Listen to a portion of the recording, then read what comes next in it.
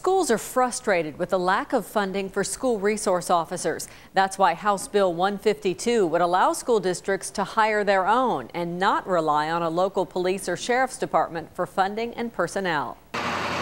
That's how it works in Cole County, where Deputy Ralph Lamangeli works full-time at the Blair Oaks campus as an employee of the sheriff's department. The school is a separate entity than the sheriff's department, so the school does what the school needs to do, and then there is a line that if the students cross over that line, then I need to take over and do what the sheriff's department needs to do. But the city and local law enforcement in Blue Springs, Missouri could not come up with enough funding for all the officers that the community wanted in their schools. The district got a narrow state law passed, allowing them to hire resource officers on their own.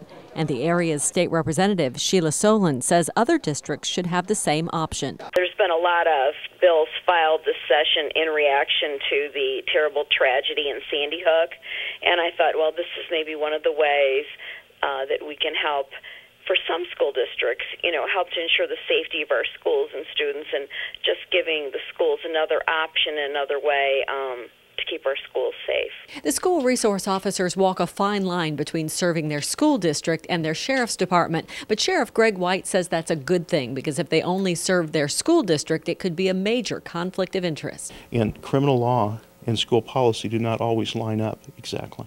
That's one reason why Superintendent Jim Jones is happy to let the sheriff's department train the school resource officer. Obviously, we feel like with the sheriff's department, we're going to get great training of our resource officer, and again, I can only speak from the successes that we've had, that the way that it works in conjunction with law enforcement works really well. This bill does require a school district to have a memorandum of understanding with local law enforcement, assuring that they'll work together. The measure now goes on to the Senate. Back to you.